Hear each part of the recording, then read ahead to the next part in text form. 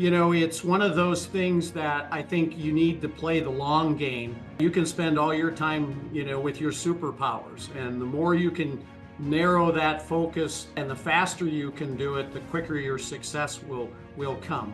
When you're a little kid, everybody's going to be an astronaut and a firefighter, and just anything is possible.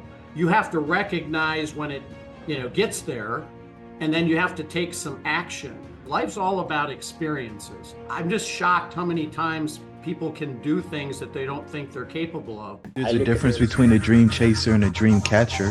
Hey, everybody, and welcome to the Dream Catchers podcast. I'm your host, Jerome, and we are in the Midwest today. I think it's the Midwest. It's pretty far north, and I've got Bryan Sweet with me today. Bryan, how are things up there? I bet it's like a warm 82 degrees, like down in Cabo, Mexico, right? Well, for us in the Midwest with a little dyslexia, 82 would be 28. So yeah, you're 100% right. Bryan is the founder of Sweet Financial, and they've got a pretty big book, man. It's really exciting to see people have this level of success. Got a number of advisors on the team and hosts a conference called EWAS, Elite Wealth Advisor Symposium. And there's some other things in the work. And the thing that I think we're going to highlight today is a dream architect. And so there's a book, and then there's some ongoing programming that happens around the country, and they've got some exciting developments on the horizon for throughout 2024 and maybe launching in 2025. So Bryan, really excited to get the exclusive on what's going on with Dream Architect and Dream Architect Life. Thank you so much for joining me today. Well, what a pleasure. I've been really excited about being here, and we've had the opportunity to chat, and you work closely with the president of my company and like her personal coach, and so you're also one of our main platform speakers at our conference. So what a joy to get to be on your podcast. Yeah, that's an honor. I'm really grateful for the opportunity. And that's happening at the end of January this year. And you guys run that Elite Wealth Advisor. I think people call it EWAS He was Elite every Wealth Advisor year. Symposium. Yep. Yeah, towards the end of January each year. And there's some folks who are legends that are speaking there. One of my former coaches, Jeff Yeah, we got a Spencer. pretty amazing speaker lineup this year. I would tell you, of the 7 or 8 years I've done this, this is by far our best speaker lineup. Wow. Okay, so how does somebody build a firm of your magnitude? Because I mean, I think that is one of the things. Like I get financial advisors, I work with a lot of advisors, and I get them listening. They're like, yeah, I got, 10 million in assets under management, and they're trying to figure out how to make a life out of that. And you hear about the Ron Carsons who have exits for $1 billion. And what's my Rick Edelman's been a guest on the show. He had a huge exit as well. And so a lot of people are like wondering, like, well, did the guy just have a wealthy network and his parents just had their friends put money in the business and he was making millions of dollars from the jump? Or like, how did it work out? Tell us the story of Sweet Financial, man. Well, How do we I get wish here? it were that easy, Jerome. That would be a great story in and of itself. But I will tell you, Rick and Ron, I know both of them, and it's actually following people like that, and kind of having them as your mentor is very, very helpful. Learning from people that are successful or at a level that you want to get to is much better than following somebody that's not there yet. So they've obviously opened the door to the success secrets that we need to be aware of. But fortunately, I've been in the business 45 years already, and I like to say I started when I was 6, but I might be stretching the truth there a little bit. But I started in college, and it's one of those things that I think you need to play the long game and look at it as a lifetime and a career, and really just do certain things. One being take very great care of your clients and always do what's in their best interest. And the second thing is you need to develop an amazing team that does all the things that, one, you either don't like to do that need to be done, or two, you're not very good at, and slowly develop the skills and the team so that you can spend all your time, with your superpowers. And the more you can narrow that focus, and the faster you can do it, the quicker your success will come. But this stuff doesn't happen overnight, and I think people unfortunately get frustrated when they don't have some level of success like right out of the gate. It Mhm. just doesn't happen that way, and I think it's like the old story of the gold miner. He dug this gold mine for a while and he got within 6 inches of the largest vein, but he quit. And I think that's what happens to a lot of advisors. So you said narrow the focus. I think most people will take meetings with anybody that's got a pulse. Uh, what was kind of the way that you moved through that and figured out who your target market was? Yeah, and I think you make a great point. I think the more you can attract your ideal client and repel all the others, that will definitely help on getting you to a level of success quicker. One of the things that we had done is you always want to try and differentiate yourself. And so about 12 years ago, we created a platform, if you will, a trademark process that we called the Dream Architect. Mm, And it's our wealth management process that we use, but it's got a unique name. It's got 4 different steps. So I think that's one thing that's important, is to how do you show that you're different. mhm, Dream Architect is our way, and because of how we think and what our process includes, we do gravitate to certain people who want bigger futures, who think that where they're at is okay, but they dream to do bigger things. And so if people don't think out of the box, or they don't think their circumstances could be better, we're probably really not great people for them, because I think everybody can be better and accomplish literally anything they want. It's just that they have to, one, understand what it is, two, recognize that you need to take action towards it, and then work with people that help you move that forward. And the other thing that I've noticed is that, you know, irregardless of the amount of wealth that clients have created, our clients typically continued to have 4 other problems that really? weren't getting solved. And so we've collaborated with people around the country, including some people like you, Jerome, that help us with these other 4, we call them pillars. And the other pillars are purpose, health and longevity, legacy, and experiences. And then just recently, just to take that one step further, we work a lot with business owners.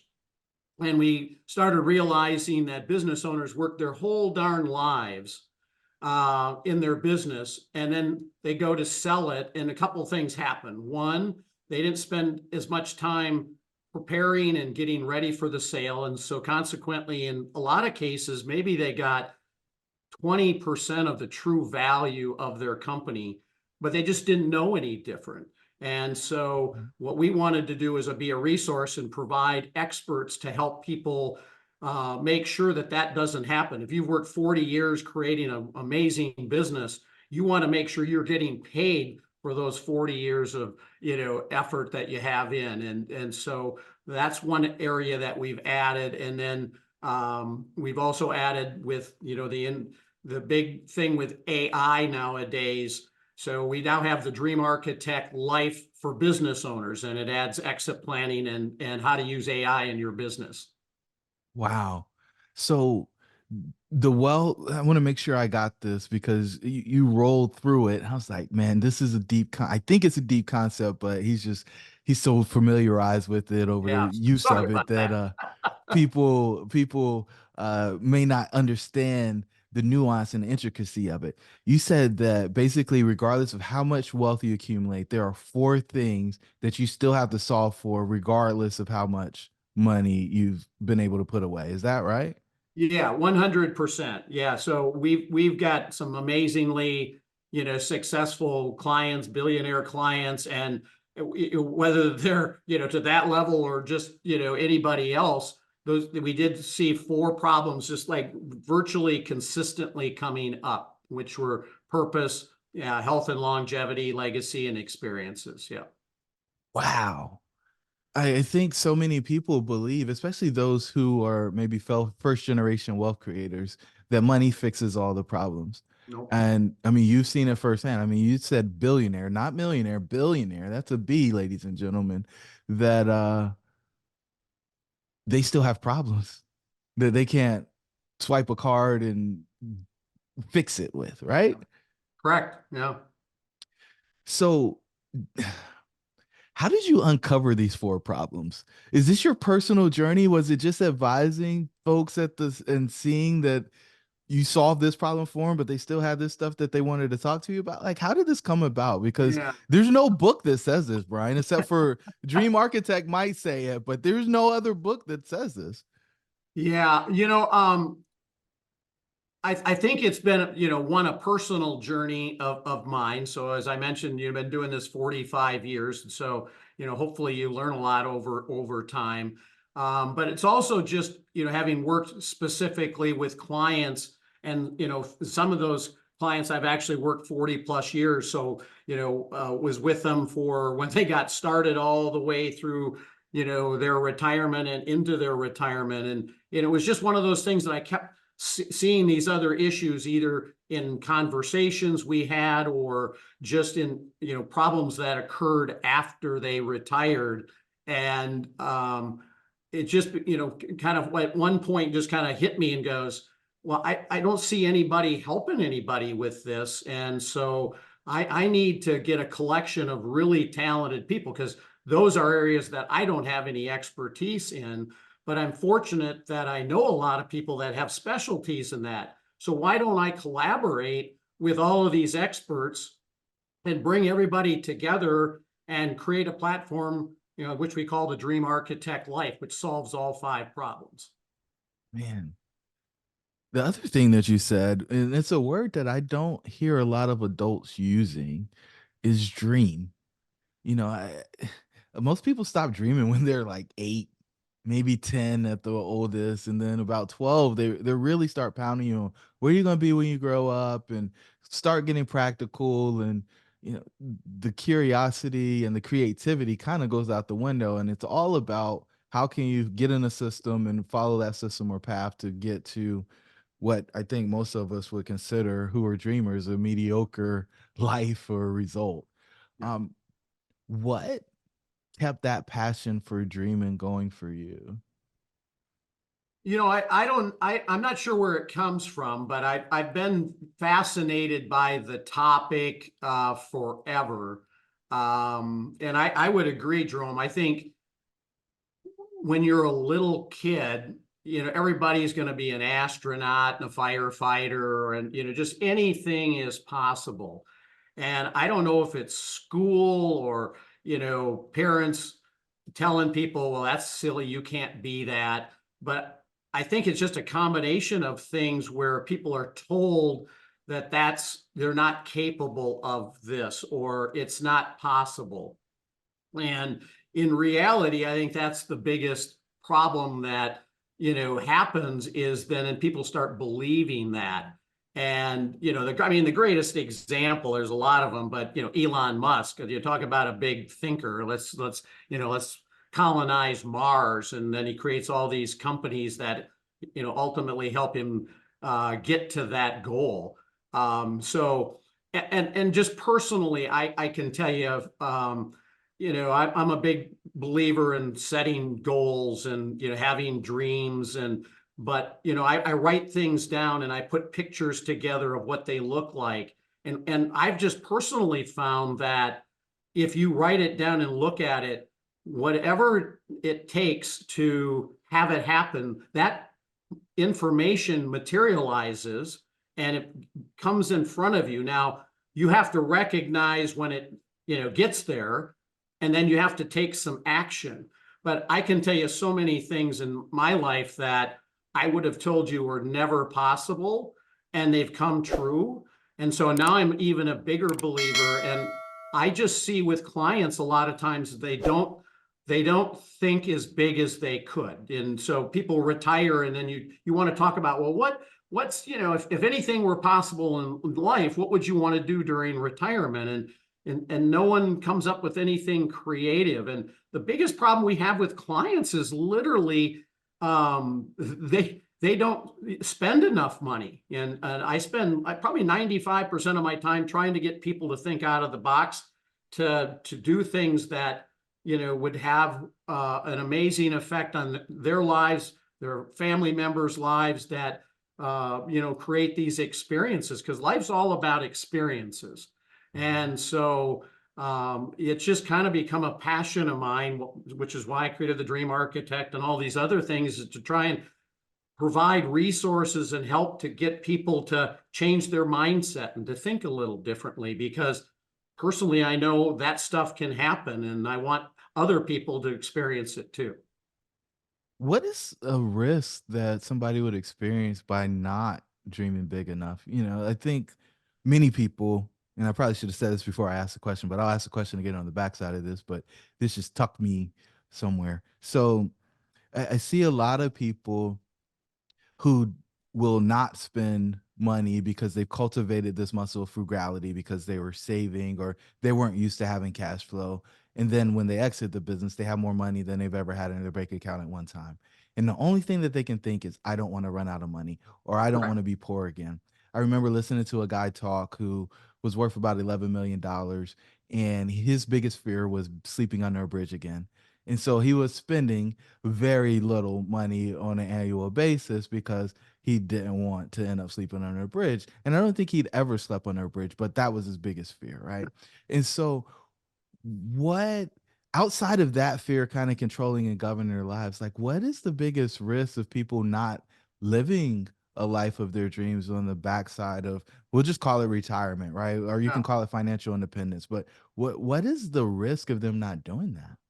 I think the biggest risk is regret, Mm, where people will regret not being able to have done, whatever it is, when in reality, if they, thought of it, dreamt of it, and planned for it, not that everything could have been done, but I'm just shocked how many times people can do things that they don't think they're capable of. But, getting back to your question about he was fearful of, sleeping under a bridge, I think the one thing that people need to do is they have to have a clear plan that projects all their spending into the future with taxes, inflation, and all of those things, so that people can see, if I make this decision and if I do this experience, I know down the road I'm not going to run into trouble.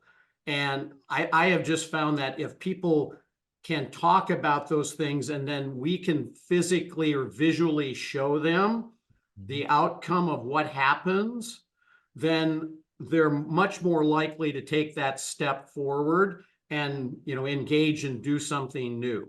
If you just tell them that they can do it, but they can't visually understand the effects of it long term, then they probably won't, just because they're still uncertain. Do you find that a lot of the folks that you work with have a hard time enjoying the success that they've been able to accomplish or achieve? I would say not necessarily having a hard time enjoying the success. I just think the level of enjoyment can be much better, because they just, life just happens, and whatever they're doing is what they do. But they've not spent the time thinking about, gee, if like anything in the world were possible, what are my interests? What would really bring joy to myself or my family? And what's that look like? And I just think it's that next step that they haven't taken that could even magnify their happiness even further. They just, no one's coaxed them or encouraged them to think differently than that. Mhm.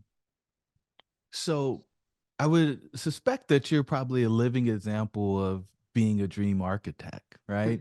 You're living it out. You're doing some things that you probably didn't believe was possible at one point on your journey. Uh, let's, if you're open to it, I'd love to expand the consciousness of understanding of the folks that are out there listening.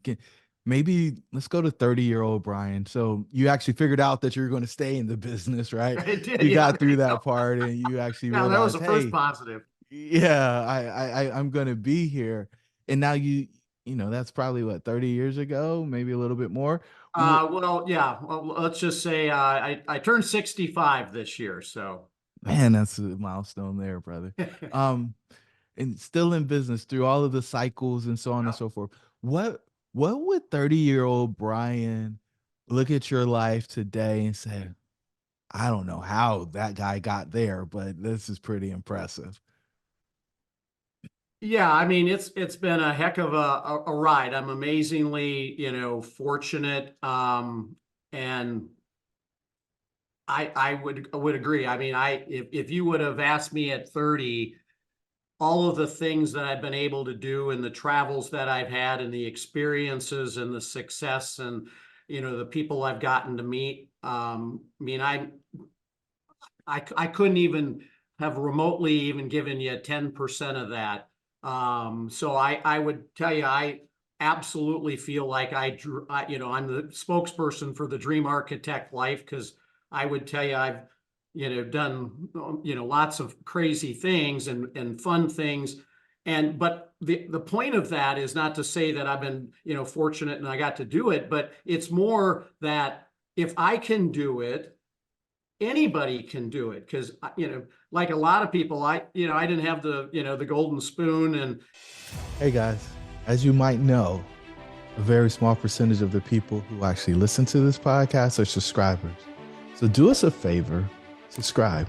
In fact, we did some analytics and we found out that only 25% of the people who listen are subscribers. And our goal is to get that to about 75% over the next 3 months. So do us a favor, hit the subscribe button so you get notified when our new episodes come. We plan to bring immense value to you guys going forward as we continue to improve the content that we create at Dreamcatcher. Your dreams should be real. my mom got divorced when I was 3, and my dad was never in my life, and yada yada yada. And so it's perseverance and taking other people's advice and all those things we briefly chatted about before. And but you have to believe. And I think one of the other keys that I've found that was really helpful to me is I've had people in my life tell me things that they believed I could do something, and it literally gave me permission to then hit another level. And that I'm very conscious of that, because that's I actually just got a chill telling you that. So I'm very, very conscious with people I work with, that if I truly feel that they've got another level to go to, I'm going to be the one that's going to encourage them and tell them that. Because sometimes somebody needs permission to go there. And yeah, I want to be that person, because I've had several times where that's been the driver of why I hit another level. Man, if you're open to it, I'd love to hear one of those stories because I Yeah. don't think a lot of people know what permission sounds like. Yeah, yeah. No, well, I'll give you the one that comes to mind first. So at the investment company that I worked with, I was always successful, if you will, but I wasn't never one of the top, say, 10 guys in the company. And so the president of the firm and I were sitting, it was after a meeting, and we were sitting out and we were having a cocktail, and he loved to smoke a cigar. So I occasionally will have a cigar.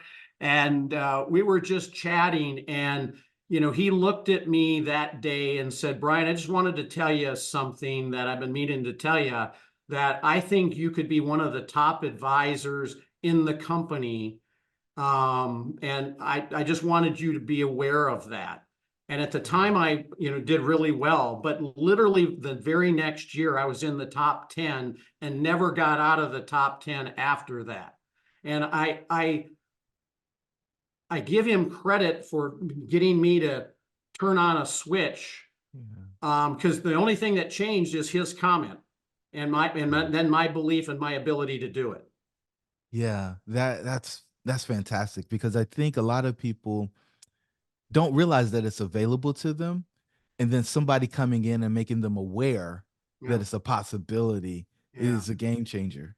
Yeah. Well, Jerome, I think that's maybe leads to another thing. It's really, really important, who are the people you hang out with, because you want, the people you hang out with to be encouraging, not tell you you can't do things, but tell you can. And because, you're going to accept that data, whether it's positive or negative. And so, be very conscious of who you spend your time with. And so I think this takes us to the Dream Architect life and the programming with that, because this allows folks of high net worth to get around other people with high net worth. The joke, like after you get out of college, like you don't really make any new friends outside of the people you work with and maybe your partner or the person you're building a life with. And so it's hard to make friends when you're an adult. Yeah. And it sounds like the Dream Architect life, and you can talk more about that, but it sounds like the Dream Architect life is designed not only to help people create what I would call epic experiences, but to cultivate a community of folks that they can tap into and build relationships with and do life together.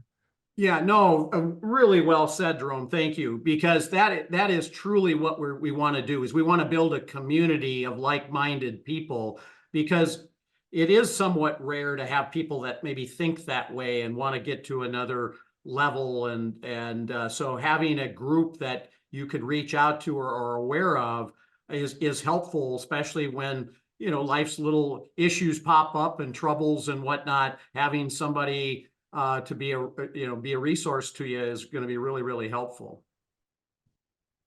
So how did you so that was a workplace example where, the guy that was leading the company was sewing into you.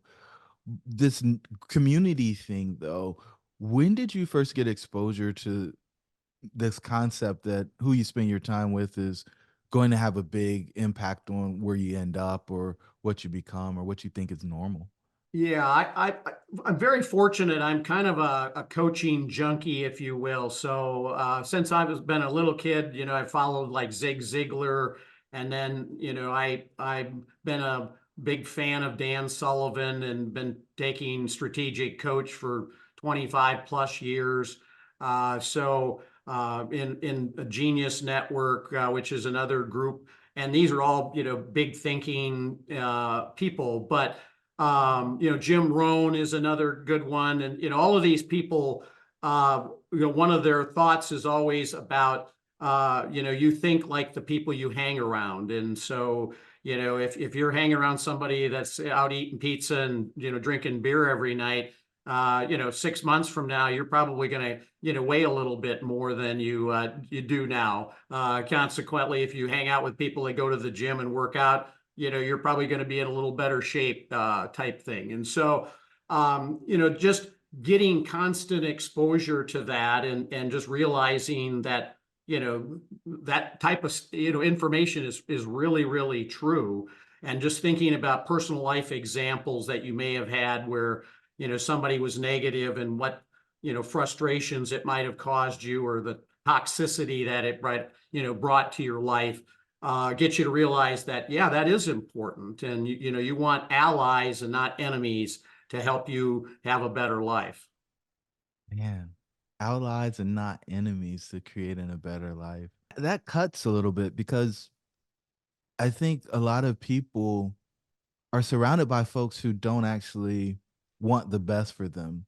They want them to do well, but maybe they don't want them to do better than them, as an Yep. example. And I hear that phrase thrown around a lot. And at first I questioned it. I was like, why would anybody care? But then I started to see how much folks compare. And so, and this is gonna, I think, be really interesting when it comes to the dream architect, because your dream is your dream. If I understand the framework correctly, it's not somebody else's job or duty to tell you what you should dream, right? Correct. And then once you go to do that, you may see that there's more, but that doesn't mean that what you are doing isn't good or isn't worthy, right? And 100% correct. Yes. And then your exposure to more then just gives you an opportunity to expand. Yes. Because you were talking about, they can do it better, and I was just thinking, man, the quality of the dreams and the accomplishments is a differentiator, like a significant differentiator for folks. And I liken it to flying, right? There's coach, there's first class, and then there's private. And the experience that you have in each one of those is different. And I like to go to the snacks, right? The nutritional content of the snack that you get in economy is very different from first class. And you can get whatever you want if you fly private. Yep. Um, I and so many people have only been exposed to coach, and so they don't even know what the difference is. Maybe there's a client in Dream Architect Life, or maybe it's a personal experience. Can you share with us where you've seen somebody kind of elevate through those different levels, and where they thought that they were doing pretty well, and then they got exposed to other things, and just took things to a totally different level? Yeah, I think I can't think of actual example, but I can just think in general, if somebody's willing to allow themselves to think uh, bigger and better and dream a little bit, and then they have any level of success when they start doing that, that's really when the light bulb goes on, because then they realize that, wow, I can have more and be more and do more. And so it takes those little steps of success and encouragement to get people. And then once they start seeing that, then it's kind of like, pumping the well, the water's running, and it doesn't take much to keep it going, people wanting more. And so that I think is just, the more you can just help them with that first step in success of the benefits of thinking bigger, dreaming bigger, and then having a positive result. To me, that's the real winner with this, to get the momentum going. Mm. You use those words, man, because I don't think many people, like, they might use the word momentum when they're talking about a game, right? Sports event. Um, Maybe even in business, they get a first couple of sales and they're just like, okay, we're gonna keep rolling. But momentum in achieving life, like having Sure. the dream life, right? I call it escape velocity, right? So you're Yeah, I stuck in love the that. muck and mire of mediocrity, and you've got to exert a tremendous amount of force to get out of that. And then once you're out in orbit, like, things just kind of start to flow and move. And like that goes back to the thing you were talking about with the reticular activating system, and writing out the goals, and things start showing up in order to help you fulfill or achieve them. Um, that I didn't even see all the dots connecting as we were walking down that path, but man, when you put in the word momentum, it just Yeah. it connected all those dots for me. Yeah. So I know that we've been going for a while. Is there anything about the Dream Architect life that we haven't touched on that you think it's imperative for the listeners to know about it? Yeah, I think one thing that I would emphasize, because this has been the thing of the four other pillars that has had the most interest, and I would tell you the most impact. So is the health and longevity pillar. And if you think about it, you could have all the money in the world, but if you don't have your health, it really doesn't matter. And my Mm. favorite saying is, "He who has his health has 1,000 dreams. He who doesn't has one." And so one of the things that we've done as part of our Dream Architect Life platform and experiences is we've um, created collaborations with health and longevity facilities. And I'll give you an actual example. So we work with a body and brain scanning clinic that's out of Texas. They've got offices around the country. And then we work with a longevity doctor out of Salt Lake, and who's expert on peptides and all things longevity. And we bring those guys to our events. Actually, we have it at their clinic where we have people come down and they go through full body brain scans and learn about things that potentially could happen. Because what I've found in healthcare is it's sick care, not healthcare. And so Mm, if you can find out potential things that could go wrong before they happen instead of after they happen, you can do things about it. And that's just not how our healthcare system works.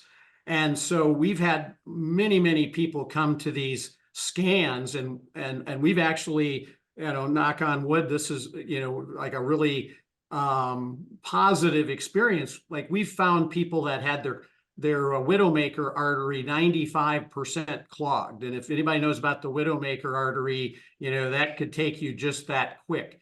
And the clinics we work with, can get you a referral to an expert in any of those things they find wrong within 48 hours. So in that particular case, we saved their life because they got that fixed immediately after that.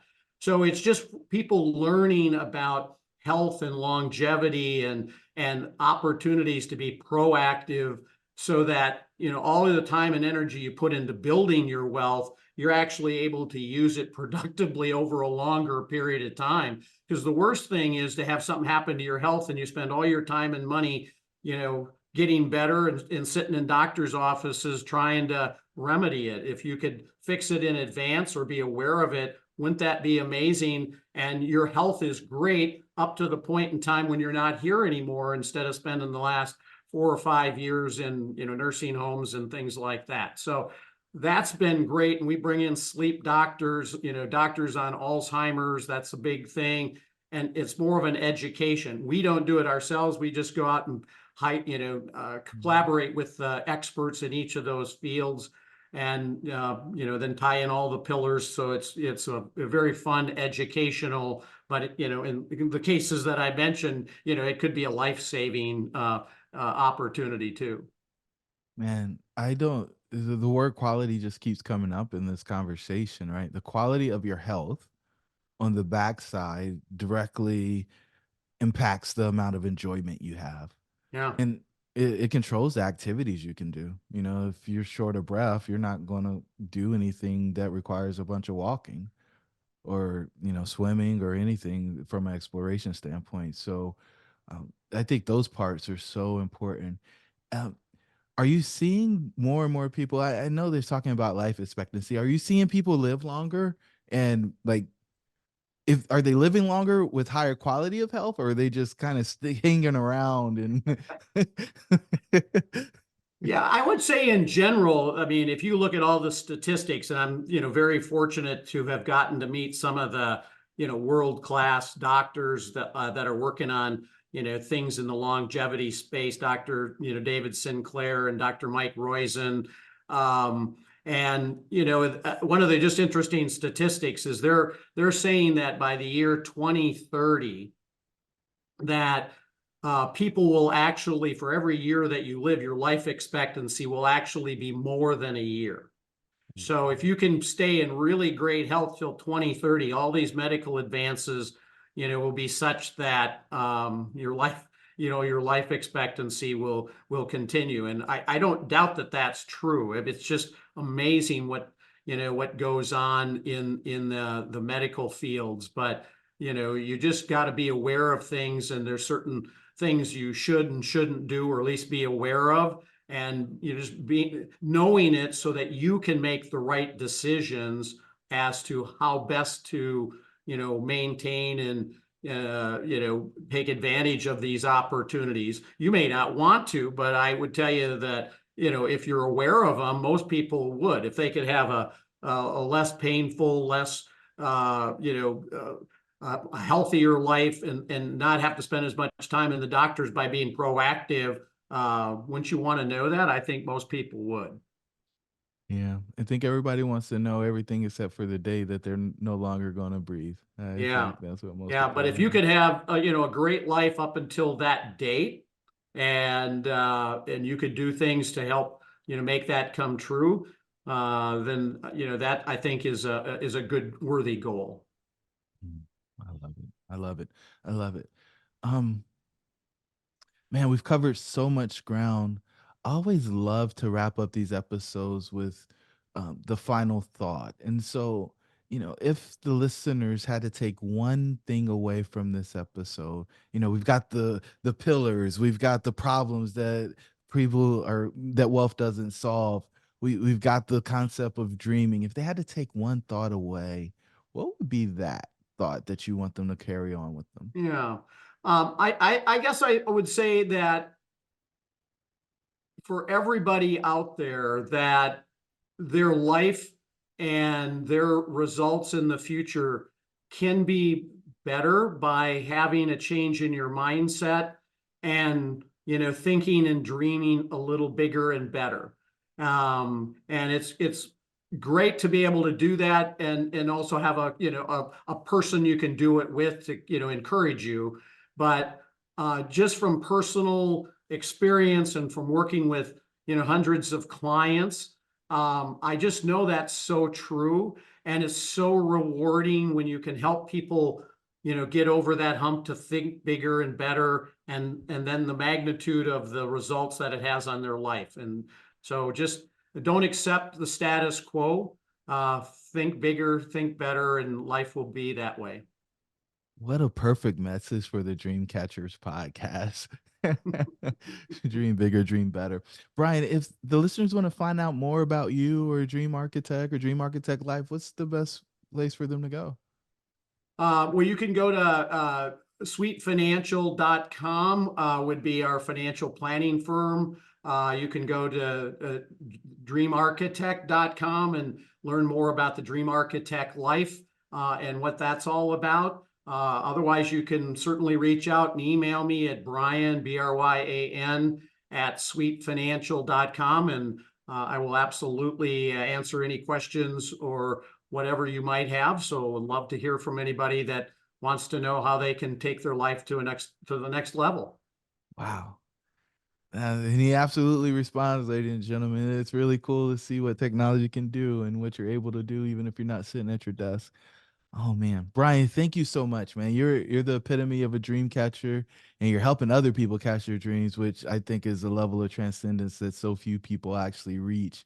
And some people will have a lot of success and not be interested in helping or serving other people. They'll just want to ride off into the sunset. And it sounds like what you guys are doing with Dream Architect Life is just pouring back into others and inviting them to go on this epic journey that maybe somebody will want to make movies about one day. I always hear people say, "Hey, if you're going to write a book, make it interesting." And I think you're giving people who might not be so creative a path to do Yeah. that, man. And so, thank you for making the world a better place.